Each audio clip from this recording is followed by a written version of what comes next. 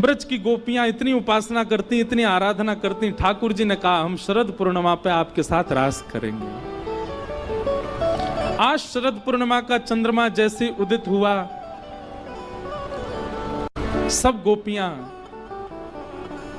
मन में आनंदित हो गई। ये तो वही तिथि है जिस तिथि पर ठाकुर जी ने हमारा आवाहन किया। सब गोपियां अपने अपने कार्यों में लगी हैं। तभी ठाकुर जी ने देखा एक भी गोपी ना आई अभी तक। इतने में ही अधर पर वेणु धारण करके ठाकुर जी ने मधुर स्वर से बजाना प्रारंभ किया। उठी वंशी वृंदावन में, ठाकुर जी ने वंशी बजाई। सब गोपियां दौड़ करके ठाकुर जी के पास पहुंच गए। सब जाकर के ठाकुर जी को वंदन करने लगी। स्वागतम वो महाभाग प्रियम किम करवाणि वा ब्रजस्यानामयं कश्चित् ब्रूतागमन कारणम। ठाकुर जी ने वंशी बजाना बंद किया। हजारों गोपियां सामने खड़ी हैं और गोपियों की स्थिति, कोई अपने कार्य छोड़ के आई है, कोई अपना श्रृंगार छोड़ के आई है, कोई अपने बालक को सोता छोड़ के आई है, कोई अपनी सास से लड़के आई है, कोई अपने पति को छोड़ के आ गई। सब भागी हैं। और ठाकुर जी के सन्मुख आने वाली गोपियों की आयु बोले 6 वर्ष से लेकर के और यशोदा मैया की उम्र तक की गोपियां हैं वहां पर। और सब ठाकुर जी को एक ही भाव से देख रही हैं। क्या? प्रियतम। सब प्रियतम के रूप में दे। और ठाकुर जी की आयु कितनी है? 7 वर्ष। ठाकुर जी 7.25 साल के हैं बस। वो सब गोपियां प्रेम भर के देख रही हैं। ठाकुर जी ने कहा आइए आइए आइए, स्वागतम स्वागतम। सब गोपियों का बहुत बहुत स्वागत। ब्रूतागमन कारणम।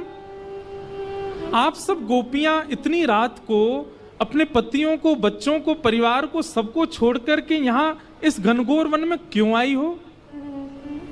ओ, मैं समझ गया, चंद्रमा देखने आई हो आप, है ना? शरद पूर्णिमा का चंद्रमा देख लिया।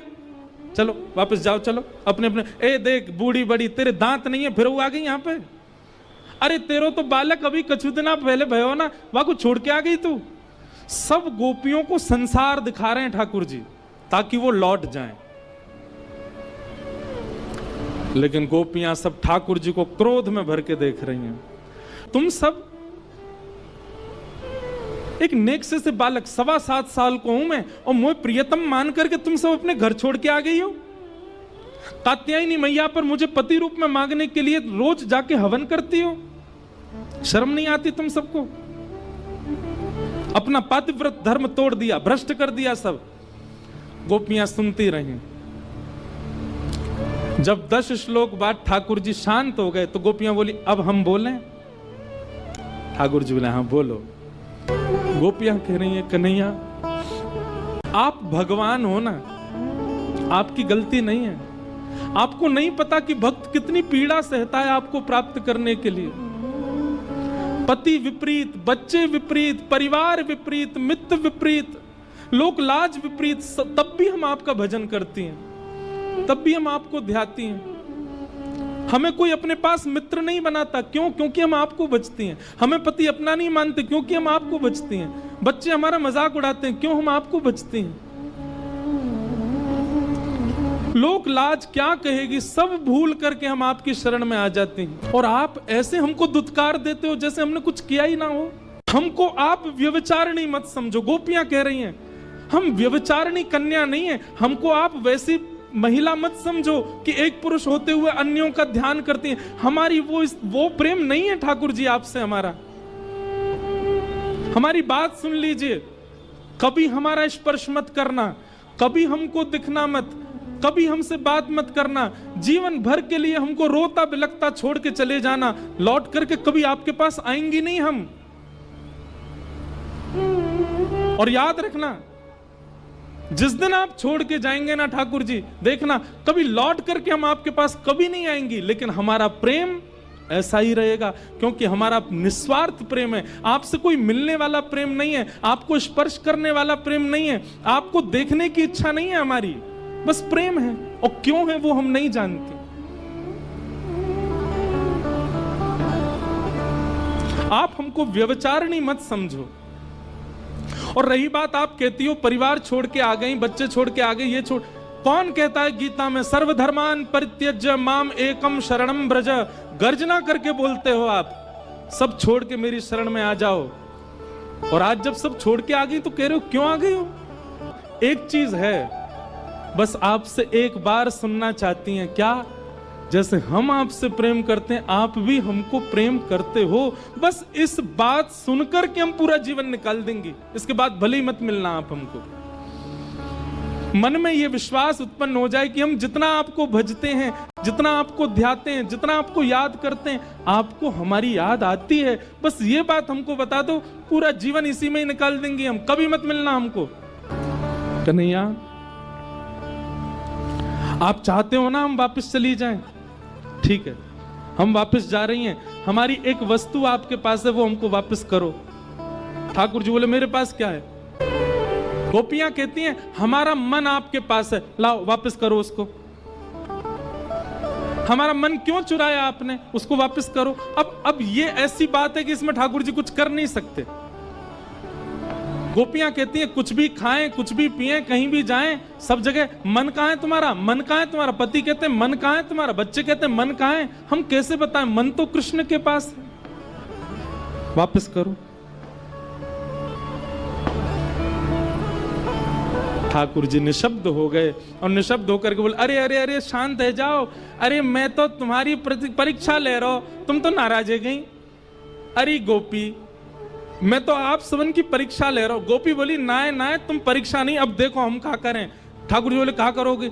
एक साथ सारी गोपियां अपने पैर के नखून से पृथ्वी में गड्ढा करने लगी। लाखों गोपियां एक साथ मिट्टी को कुरेदने लगी। ठाकुर जी बोले जे क्या कर रही हो? बोले तुम ऐसे तो हाथ आओगे नहीं, तुमको देखते देखते यहीं प्राण त्याग के नीचे गड्ढों बना के वहां में कूद जाएंगी। तुम्हारे शास्त्र के में अंते यामति सागति, अंत में जिसको देखते हुए, जिसको सोचते हुए प्राण त्यागोगे, अगले जन्म में तुमको मिलेगा। या जन्म में नहीं मिलोगे तो तुमको देखते देखते यहीं प्राण त्याग देंगी, अगले जन्म में कहां भाज के जाओगे? फिर तो मिलना पड़ेगा ना। अंते यामति सागति। ठाकुर जी बोला अरे नहीं नहीं, मैं तुम्हारे पाम पर हूं, ऐसा मत करो। अरे मैं आ गया, लो लो लो, मैं आ गया तुम्हारे पास। और ठाकुर जी जामे, कोई गोपी के गले में गलवैया डालें, कोई गोपी के पाम पकड़ें, कोई गोपी को जल पिलामें, कोई गोपी को भोजन करामें, सब गोपीन के पास जा रहे हैं। इसी को कहते हैं रास। रास का मतलब नृत्य नहीं, रास का मतलब ठाकुर जी अपने भक्त को विशेषता देने लग जाएं, वही रास है। सब गोपियों के पास जाने लगे और ठाकुर जी की इस दीनता से गोपियों के चित्त में वो भाव आ गया जो नहीं आना चाहिए था। क्या? अभिमान। गोपियों को धीरे धीरे ऐसा लगने लगा हम परम सुंदरी हैं, इसलिए हमारी सुंदरता पर कृष्ण मोहित हो रहे हैं। क्यों आया गोपियों को मान? कारण पता है? क्योंकि बिना किशोरी जी को प्रणाम किए ठाकुर जी के पास चली गई। किशोरी जी का रूप कैसा है? किशोरी जी मान रहित करके ठाकुर जी के सन्मुख प्रस्तुत करते हैं। जैसे ही गोपियों को मान हुआ, ठाकुर जी वहां से अंतर ध्यान हो गए। गोपियां ढूंढ रही हैं श्याम सुंदर कहां हैं, कृष्ण कहां हैं, मधुसूदन कहां हैं, मदन मोहन कहां हैं, नहीं मिल रहे हैं ठाकुर जी। सब गोपियां ढूंढते ढूंढते यमुना तट पर पहुंची। तभी वहां किशोरी जी को बैठे हुए देखा, दौड़ करके गई, चरणों में लेट गई समस्त गोपियां। हे सुन राधिका दुलारी, तेरे द्वार का भिखारी हूं मैं, शाम का पुजारी,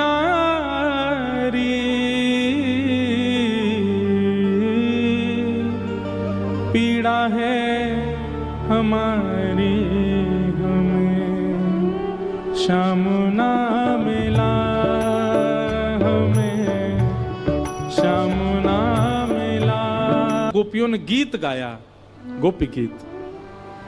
समस्त गोपियों के बीच में ठाकुर जी प्रकट हो गए। दौड़ करके गोपियों ने ठाकुर जी को पकड़ा। किसी ने हाथ पकड़े, किसी ने पांव पकड़े, किसी ने कान पकड़े, किसी ने नाक पकड़ी, किसी ने केश पकड़े। ठाकुर जी बोले जी क्या कर रही हो? बोले तुम्हारा भरोसा नहीं, फिर भाग गए तो या हमारे पकड़ रही हैं। ठाकुर जी कह रहे हैं अब मैं कहीं नहीं जाऊंगा। ये विरह व्याकुलता क्यों देते हो आप? ठाकुर जी बोले विरह से प्रेम पुष्ट होता है। ऐसे ही ठाकुर जी ने हजारों रूप धारण कर लिए और सब गोपियों के साथ महारास करने लगे। जैसे ही ठाकुर जी नृत्य करने लगे, हिमालय पे बैठे महादेव बोले मोते ना रुको, जा रहा हूं, मैं तो जा रहा हूं। तुरंत दौड़े वृंदावन। जैसे ही वृंदावन आने लगे, गोपियों ने मार्ग रोक दिया। बोले महादेव अंदर पुरुष का प्रवेश निषेध है, केवल गोपी जा सकती हैं, एक ही पुरुष है। कौन? देव गोपेश्वर बन करके आ गए। बोलो गोपेश्वर महादेव की जय। नथनी पहनते हैं, काजल लगाते हैं, होठन में लालीमा लगाते हैं, गले में गहने पहनते हैं, हाथन में चूड़ी पहनते हैं, शिवलिंग। और फिर वाके बाद सिर पर चुनरी डाल करके श्री कृष्ण के विरह में आतुर रहते हैं। कौन? गोपेश्वर महादेव गोपी बन करके आए। जैसे ही महादेव पहुंचे, इतने में सूर्य भी आए, चंद्र भी आए, वरुण भी आए, सब देवी देवता तीनों लोग वृंदावन में आ गए और सब गोपी बन बन करके आए और ठाकुर जी के संग रास कर रहे हैं। राधा नाचे, कृष्ण नाचे, नाचे गोपी जन। राधा नाचे, कृष्ण नाचे, नाचे गोपी जन। ओ राधा नाचे, कृष्ण नाचे, नाचे गोपी जन।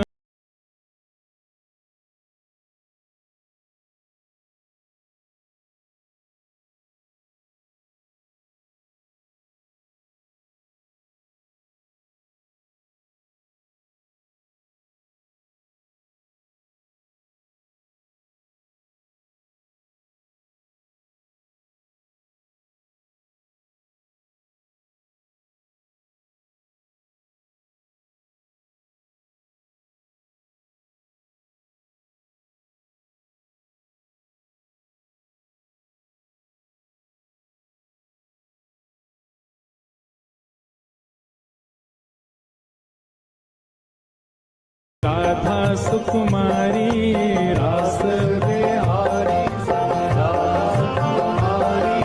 रास बिहारी संग राधा सुकुमारी, रास बिहारी संग राधा सुकुमारी। हाँ ब्रज में विराज